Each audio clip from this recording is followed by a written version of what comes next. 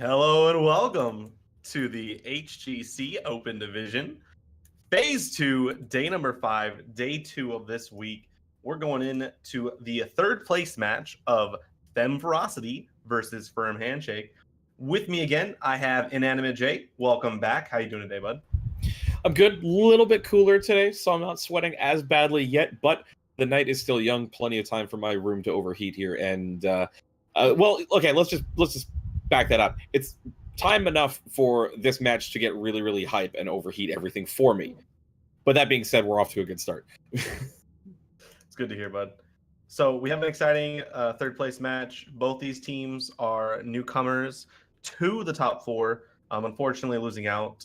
Firm Handshake lost to Wrong Org, and FemmeFerocity recently falling to Freebirds. The games looked a little lopsided. Wrong Orcs and Freebirds kind of strutting their stuff. There's a reason they've been the top 2 teams the last 4 weeks. Yeah, really solid. Very much front runners as far as contenders go for getting through the playoffs into the Crucible to fight their way into HGC from the Open Division. But there's still a little bit left before we get to that point. There's a couple of cups left and definitely a few weeks before we get to those playoffs and find out which 2 teams will come out of the fires of Open Division to go into the fires of the Crucible, into the fires of the Heroes Global Championship Pro Division. Yes, and this is an excellent time to start earning the 3rd and 4th place amount of points. With 2 weeks being available, getting as many points now is going to make a big difference when some of these teams are clawing their way in to try and get that final 7th or 8th spot for the playoffs. So exactly, every point counts. I think Muhammad and I were going over it in week 1 when we kicked off the HGC Open Division. These 3rd and 4th place games can mean the difference between making it to that 8th place spot and not making it into the playoffs at all. And to boot things off as well, the prize difference in terms of 4th place not getting any money and 3rd place getting I think it's $100 for their placement in the tournament. So actual hard money on the line for for teams who might be coming in and have never gotten anything out of esports before. It's a good starting point to win this 3rd place game and get things off on the right foot.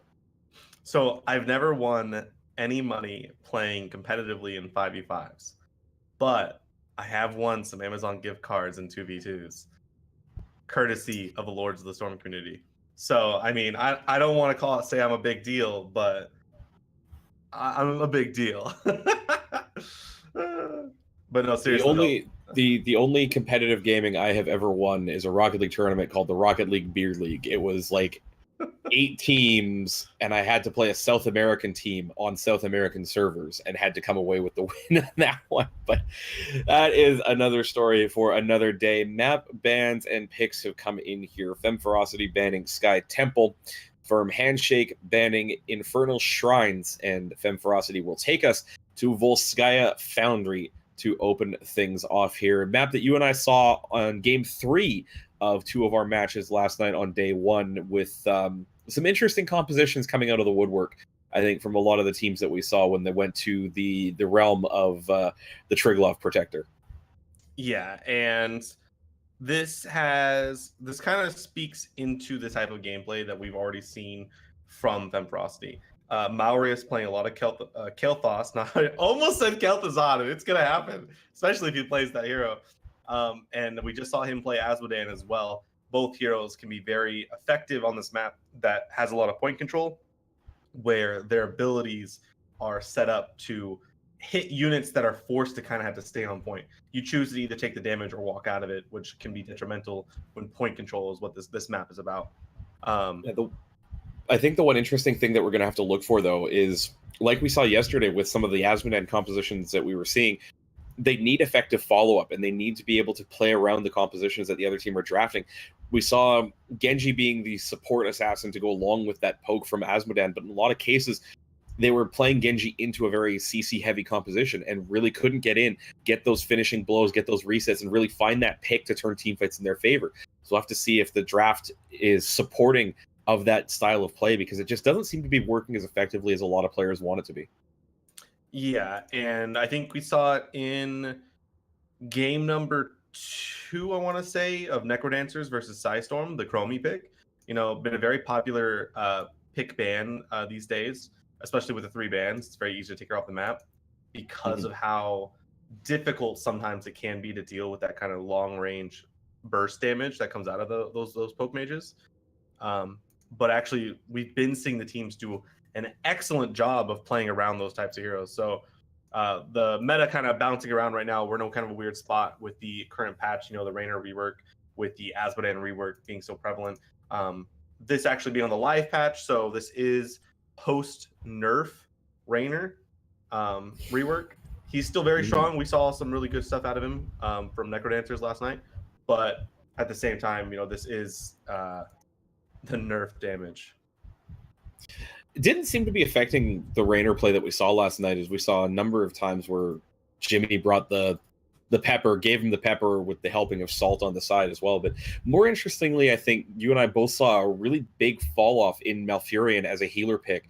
I think the ice block being removed on the live balance patch actually had a lot to do with that, not having that button to just get himself out of trouble when he gets focused down for a hero that doesn't have a lot of escape potential. He's got the roots, but a lot of the time you're using that in conjunction with your team trying to engage. So not having that to help get yourself out of trouble, and then not having that button to put yourself in stasis for 3 seconds while your team comes in to try and support you, I think is a big reason why Malfurion's falling off in terms of the current meta. Definitely. And with that, though, we have seen the rise of the Deckard Cain. And actually, we just saw Freebirds utilize that lore NATO. We questioned it a little bit when Necrodancers pulled it out, but you can see how effective it is, though, in those corridors or those enclosed spaces, at totally eliminating one person for an extended period of time, or keeping them inside your team so your team can kind of burn them down even when they don't have that much burst damage, be able to actually get the time they need to build up the damage to actually get a kill. So got to be on the lookout for that, especially with Alexstrasza too. The Deckard Cain tends to be a really good pick against it. I apologize, Doggo in the background, taking the barks out. Garrosh is going to be the first ban here. No big surprise. Has been a very solid hero for a decent amount of time in the meta. Very good at displacing opposition players who find themselves a little bit out of position, get them put right in the middle of a composition designed to collapse in on them, get that blow up potential. Genji ban coming out on the side of FemmeFerocity as well. Again, 2 heroes that we aren't really surprised to see in the first ban spot. Alexstrasza, again, another hero right there. This is kind of looking like we had started off yesterday, where it's very on meta for the ban. Yeah, both teams probably didn't get a lot of time to sniff each other out. Both teams actually probably hoping to take out either Wrong Orc or Freebirds, focusing most of their efforts into those series, seeing as the second or first place positioning would pay off a lot more points and money, of course. So we're going to see some generic bans. I wouldn't be surprised if we saw, we're starting the Uriel. I was going to say Deckard. So Deckard is available for the first pick. And we saw Firm Handshake win both of their Necrodancer games with the first pick, Deckard Cain. This was a very highly contested pick for those teams, and there it is. Yeah, I was going to say, we actually didn't see them with first pick at all, I think, through the course of that match against Necrodancers. Necrodancers choosing the... I might be wrong. I should have taken notes. I swear. Necrodancers picked map each time. It was Firm Handshake. Yeah, you're right. Firm Handshake on the Deckard very, very much every time, which then we saw Necrodancers going very much into their Stitches, their Stitches composition. But Kael'thas Diablo on the side of FemmeFerocity, and I think you were pointing out the Kael'thas on the side of FemmeFerocity coming into this draft. No big surprise to see it there early on in priority. Yeah, definitely. And this is how FemmeFerocity likes to play. They like to play with that kind of burst hero, with the Diablo for those quick picks. It leads a lot into their playstyle. And actually, Firm Handshake banned Blaze against Necrodancers every single game. It was their first ban. So they are now picking it up. Blaze is an excellent hero if Kael'thas takes the Pyroblast, or if you're expecting burst to get in and out of the bunker to eliminate the spread from Living Bomb, or just to dodge a quick Flame Strike. The bunker is going to have a lot of utility here. especially like under a lightning breath, just preventing all that damage happening to the team. That's going to be a really big deal here. We do see a Murden ban, so taking some of the main tanks off the board. Yeah, I'm not surprised by that as well. With Garrosh already banned, the very obvious offlaner to off tank being picked up in Blaze, you're really starting to see that tank choke come in on the sides of both teams here. Don't really see Johanna being a strong pick if you're going for the type of composition you're seeing right now out of Firm Handshake. Not sure if I'd really see an ETC here, and now we're starting to get down pretty deep into that tank roster, trying to figure out what their additional frontliner is going to be. Rhaegar and Thrall on the side of FemmeFerocity, and we've seen some pretty good Thrall play, we've seen some pretty good Rhaegar play, but not on the side of FemmeFerocity yet, at least as far as you and I go personally.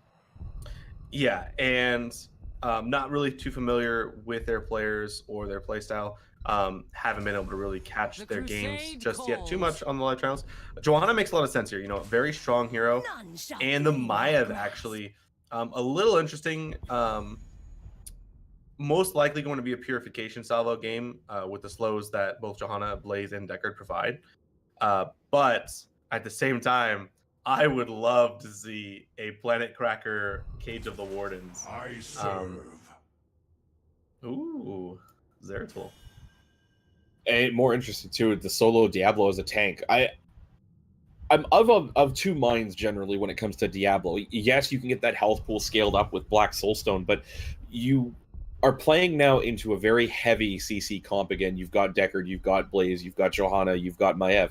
Those are a lot of ways to take even the tankiest Diablo and just counter engage on him anytime he comes in. Now he's got a lot of support coming in with Zeratul, Thrall, and Rhaegar backing him up, but at the same time, that's still a lot of people going into a lot of CC because every one of those heroes essentially is an AoE type CC hero. Yeah, and but it is important to remember, Phoenix and Maiev are not known for their amount of burst damage that they have. I feel like the damage output coming from the side of FemmeFerocity really kind of outclasses the damage we're seeing from the side of Firm Handshake. But that being said, we have the bunker, we have the level 7 Heraldric Cube talent. There's a lot of tools in their kit to negate a lot of damage. Johanna is very tanky. Blinds are very effective against Zeratul and Thrall. And Vault of the Wardens on Maiev. Those are going to be really strong talents. But we're into game one. It's Volskaya Foundry. On the blue side, we have Firm Handshake. It's Vader playing on Blaze. Pirate Rum on Phoenix. Grizz on the Deckard Cain. Jinx on the Maiev. And Lex Luthor playing Johanna. And on the red side, it is FemmeFerocity, Steph on Zeratul, Paradexis on Thrall, Tanita Heel on Diablo, Malrius on Kael Thas, and Lake Fu on Rhaegar. Yep, and do remember it is quick pick central. Diablo, Zeratul with the Flame Man follow-up, Kael Thazad, of course, that's his name. I'm going to keep saying it. I might as well just lean into it. Just commit. It'll be better that way. And they're just kind of feeling each other out. I want to point out that is on here for the Diablo, going for the heal every time he manages to get a stun with Overpower or the Shadow Charge. You're gonna see the charge from Blaze though, doing quite a bit of damage. Phoenix actually getting a ton of poke. Tentacle actually taking a ton of damage. Actually, he's gonna fall here. The Rhaegar falling extra low as well, with Pyramum not quite able to finish up though. A sliver of HP just left. Thrall down in the bottom lane gets off really early to try and counter soak that early pick. But this is what I was talking about in the draft, that Diablo coming into those types of heroes. Jinx went in originally looking for the multiple tether. Diablo, Tanita Heel, really smart, grabbing, pushing into the towers because the Vault of the Wardens getting away really quickly, and then the counter engage from the rest of that composition actually securing that first blood. Yeah, and this is something I didn't actually think about. So he is stacking the Bonds of Justice, so he wants to apply as many tethers as he can. But when you are tethered by Maiev with a Cain follow-up, you have the choice of either breaking the chain and getting pulled back, or being rooted by the scroll. I want to say more often than not, both are going to happen, because if you get pulled back, you're just still inside the scroll. So I want to look for a lot of those combos happening. I feel like that's going to be a a really big deal. The slow, though, coming out on Diablo. We already talked about this. The chain coming back. There's the scroll. Not going to connect. He's going to charge forward, actually. Phoenix is going to go ahead and walk away. A bunch of damage coming out, but he is going to be walk away safely. The Shadow Charge actually giving him the move speed, so he was able to get through the Yeah, the move speed coming in handy really often, especially early on in these engagements where there's not a lot of room to really get the crowd control invested, really pull people back in and try to counter this little actually big attempt at catching the rotation out here. It's going to be Kael'thas dropping in the backline. Steph as well going down. They go on the Rhaegar. Nope, Wolf Form not enough to get away. That's a perfectly set up pick in that rotation between middle and top, as Firm Handshake setting up, waiting for the rotation, and then going into the crowd control, picking up 3 kills. And that's exactly what I just talked about. The Umbral bind comes out, and the Scroll of Sealing. They try to get out of the Umbral. Oh shoot, there's the scroll. Both of them rooted in that. Excellent combo by the Kane and the Maya. Actually, really like this composition. Didn't quite think about it before. And actually, the Sapphire pick at level 1 to help ensure with the slow that they get stuck in those scrolls. So, really good idea from Firm Handshake. Looks like red team is going to try and channel first. Decker going to step forward. Not really going to get any value because doesn't want to get stuck there with Diablo. Here comes the scroll. Here's the tether. He is rooted. He is pulled back. The Phoenix trying to do as much damage as he can. He's going to go ahead and flip the Johanna. Flame Strike going wide.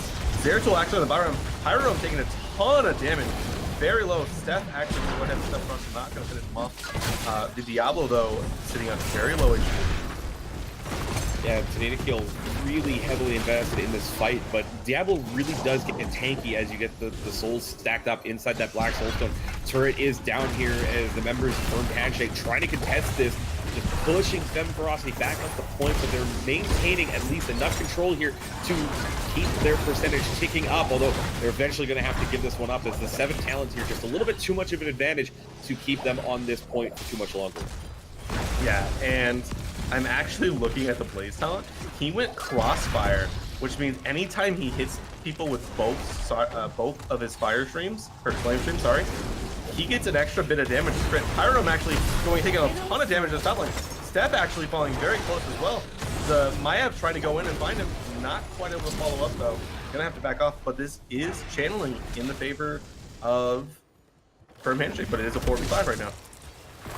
Right now with Phoenix down, this would be the perfect opportunity for FemmeFerocity to get back into this fight and try and push Firm Handshake off, but they're waiting for something. It's almost like they're wanting to wait for the overtime, try for that one big team fight as you see them, you know, positioning up in the mid lane as well as going to the side lane with the soak on Thrall. The turret coming down on the side of Firm Handshake and Vader rotating back in. They're looking for the team fight here. It's a double tether as Malrius is going to get exploded in there. Tanakiel very low, looking for at least a counter pick here as everybody is getting on that. The health booster going in, and Paradexus will fall. Thrall goes down, Steph goes down on the Zeratul. It's a 3-0 and a Triglav Protector for the side of Firm Handshake. So at the start of that fight, Jinx hit the double Emerald Bind onto both Kael'thas and Diablo. Diablo tried to charge him towards the wall, immediately triggering the bind and actually sending them into the scroll, even though they could have been able to step away if he hadn't done the charge. So a little bit of a misplay there, but good job on Firm Handshake to continue with that fight, having both a turret and the support camp item to really maximize the healing on the fight. Rhaegar actually getting rooted, taking a ton of damage. The Protector does so much damage in the early game comparatively to everyone else, and it's so difficult to deal with. Only 20 seconds left though.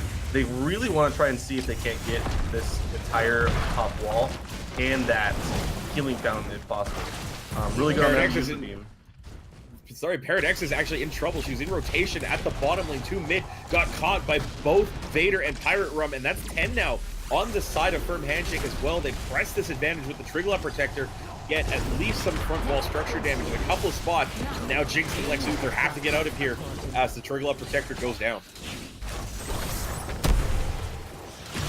And I don't know if you already saw this, but Jinx, or sorry, Kane actually picking over. That is a stay one. Listen, Jinx actually falling very low in the background. Chris actually gonna blow him up with the living bomb. Johanna trying to finish. That's actually gonna get the kill. 1-for-1 trade. Technically a little bit in favor as they are up in XP, so the XP variance not being as big as they would hope, because FemmeFerocity does get that bonus XP down levels. Yeah, just it. They'll get their heroics online here. As I struggle a little bit for words. I don't feel like they lost a ton to that Trigger Protector. They lost 2 wells. Actually, sorry, I can stand corrected. The push in the bottom lane by Blaze, Vader able to get the entire bottom fort during that phase, just kind of on his own. And that's actually a big loss on the side of FemmeFerocity, is they had to respond to the Trigger Protector. Paradox is getting caught in rotation, giving up the kill as well. They're down 10 kills to 2 right now. Are FemmeFerocity, and it just feels like everywhere they go on the map, they're getting beat to it by Firm Handshake, and it's a real struggle, I think, right now to try and stabilize this game and get back into it. Yeah, and the real part of that right there is you gotta remember the... Oh, hold on, we got the team fight going on. Bunker coming out, the Purification Salvo coming out, the Lightning Breath going to go ahead and take down Jinx. Blaze in the point, getting Lake Boo. Mallory is falling awfully low. Stale Listen doing work on his step. Vader healing inside his circle. The Kane trying to come in. He's going to go ahead and tank this terror. Mallory is staying super low. Steph actually super low as well. Pyro going ahead and going for the kill. Tanaki actually gets the circle. Gonna go ahead and use it. That way can't be transferred over. Lex Luthor actually falling super low. No shields on Pirate. The Diablo has all his abilities about to come up, trying to utilize that slow and the speed boost to try and step away from him, but he is just going to be able to push off the Diablo. The support camp, though, doing so much work to keep him alive and get that extra kill. Well, really just was able to grab it at the last second after most members of that team fight had already expired and gone back, but it gives you an idea of the sustainability of a Deckard Cain is throughout the course of that fight found multiple opportunities to stay alive. Tanita staying a little bit too long in lane, gets caught by the respawning members of Firm Handshake, and they give him a Firm Handshake back to the Hall of Storm with a lot less souls in his back pocket. Yeah, and that's honestly like the super feels bad moment right there. You hate to see it happen. Going from 100 to 0 souls, about to match talent tiers, catching up on XP. Now you have to fight for an entire point with no souls, and that's just absolutely terrifying because that's so much HP and regen you just gave. Yeah, it's really tough as a solo Diablo tank when you give up the Black Soulstone for essentially nothing, which is kind of what that engage happened there. Got caught in mid lane by the remaining 2 members of Firm Handshake with the support of their respawning team, and now you've given it up right before the objective spawns, right when you're trying to defend a push in the same lane that you've already lost the front wall and the well, and you've got your talent online. That's a start, but I think they need to pick a little bit better time to fight right now than what they're getting to really try and look for that big engagement into the backline of Firm Handshake right now. Yeah, and the Maya is actually trying to create a fight. The Warden's case came out. He just went ahead and stepped inside the VG. The Bunker trying to do what he can. Purification Salvo coming out. I'll stay a while and listen to you, trying to interrupt them. The ancestral healing of Diablo all the way to full. Vader kind of stuck in this. Here comes the healing reduction out of the Rider Cube. Gonna go ahead and jump forward away. Steph in the background though, picking him up. Pyrum though on the sideline using that speed boost to take down the Rhaegar, and actually Teldrassil's stuck here. He's about to be grabbed by the Maya, actually overpower, and the shadow charge with the heal. Excellent play. The Zeratul though trying to sneak up on the Maya. All those potions though doing so much work. Again, Deckard Cain just put the potions down, and when your team actually needs them, Steph going down on Zeratul as she could not find a way out the back door that she was trying to sneak in, and again feels bad as they had a good opportunity. FemmeFerocity, the engage was there, they had the 1-for-1, but they just stayed a little bit too long in that fight as their health bars got low, and Deckard Cain with the ability to put those potion downs well ahead of the fight and use them on demand rather than having to, target heal with certain other healers. Just such a flexible healer. Yeah, and honestly, a lot of overlap coming out from the side of FemmeFerocity. Earthquake being dropped almost as quickly as Void Prism was, losing a lot of its bonus, like it's slow and like a long duration big effect. Steph actually just poking in here on the Deckard Cain and the Phoenix. Not really going to do much. Deckard Cain heals are kind of OP at this time. The low cooldown on the pots. 3 of them actually just sitting there. Steph trying to find something to do. The Triglav gonna go ahead and root him, gonna do a ton of damage, gonna jump on an Earthquake's out. Pyrum actually stepping away. Stillwell, listen, interrupted mid-cap on a 10-second cooldown. Thrall has gone very low. Triglav Protector doing a ton of damage. Thrall is gonna fall. Paradex is falling to that beam. Tentacle now trying to run away. The root coming now on the Kel'Thas. The jump. Can they get him? Nope. Gonna step away. Gonna save it a little bit longer. Still 20 seconds. They have not much life left. They want to be able to get as much damage on him as quickly as possible. The root's trying to come out. Steph actually trying to step forward. Tentacle in the slow. Gonna take a ton of damage. Pyrum. I apologize. No, the lightning is gonna take pretty much all of it. Diablo at full stacks again. Gonna just poke him off a little more. Kind of the concern, I was thinking to myself in draft, there's a really heavy melee focus on the side of FemmeFerocity in this one. And we talked about it a little bit yesterday when we visited Volskaya Foundry a number of times, where you have a melee heavy composition that as the team fight breaks down, and that bunker just absorbing so much of the lightning breath, and it's actually Kael'thas' fault. Valerie is getting exploded towards the middle of that fight. The counter play coming in as Tadeo actually healing up. That stun doing so much work to regenerate health. There's Steph going in, looking for the Void Cleave, gets a bit of damage, but there's just not enough health on the side of FemmeFerocity to really push in on this fight. Yeah, and Diablo, though, showing how much synergy the talents have for the fire reset and the 4 talent for the heals, taking so much damage but not following. This is the power of the 100 stacks, and I believe now he's going to get the debilitating flames, which is going to increase the slow and do damage reduction against the side of Firm Handshake. So this is a pretty big tier for them. This is the tier where they can change things around. It's only 16 to 17. Yes, it's a full level and a half advantage, but it's still a long way to level 20. They need to find a chance to pick a fight before Firm Handshake takes that another tier advantage. Yeah, the one really interesting thing to look about this, the experience gap is mainly due to kill 19 to 6 in favor of Firm Handshake right now. FemmeFerocity have been doing a very good job soaking lanes where necessary, and despite the fact that they're down a lot in structures, they're down a lot in kills, they're on the same talent tier. They just need to find that one team fight and get the execution to really turn this around and get themselves back on level footing. Yeah, and actually, Joanna jumping in, Yosapo coming out on the Kel'Thas. He's actually going to step away. Earthquake being used. Going to go ahead and retreat off of that. That's going to be a 100-second cooldown on the Earthquake. That's a pretty big talent to use. Yes, Blessed Shield was used, but it'll be up much sooner. 60 seconds versus 100 seconds. I'll take that trade any day on heroic timers, especially from a hero as tanky as a Johanna. It's like, you've got the Blessed Shield. It'll be off cooldown way before this next fight starts. And on top of that, you have however many life bars Johanna gets. I think it's 3 in the current patch. Yeah, no, the heal at 1, the shield at 20, and just her shield on her passive trait. Just so much tankiness out of Johanna. Yeah, I struggle to kill Johanna as a quick match.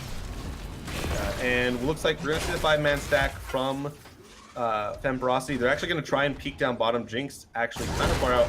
Going to go ahead and use the Vault of the Warden. Good timing on his part, making sure he doesn't get comboed.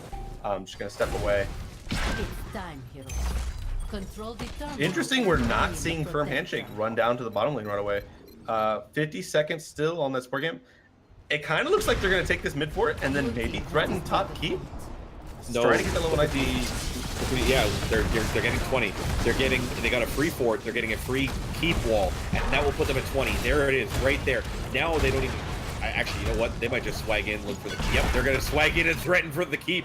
They've got Maiev back defending that one fort wall, and now you can see the members of FemmeFerocity going back, needing to defend that keep. But now they're down that talent tier. We were talking about the bottomless flask online for Deckard Cain, the ability to just keep those huge healing potions on the ground for a long stretch of time, and that burst healing potential just increases so much at that point. Yeah, and they're at 89% for the side of FemmeFerocity. Steph actually missing the Vorpal, sorry, the Orb. Wow, interrupt on a Pyro Gold. It is going to go on a 10-10 cooldown. Those Lightning Breath doing a ton of damage. His talent level 20 already procced. Going to do a ton of damage in this backline though. Maiev though, killing them. Maori's falling low, Rengar falling low. Zeratul barely escaping, still going to fall. Jinx though, popping off, taking this fight solo. They're all actually going to try and channel, maybe just running around in circles. and then the Parabellum kill falling very slowly through court. We talked about the heals from the fires, the stun lock coming out, finally falls down. Paradexis, though, trying to go for the stacks. Pyrum, though, sniffing it out. Not going to let him get this uncontested, though. It's not nice try, guy, but not today.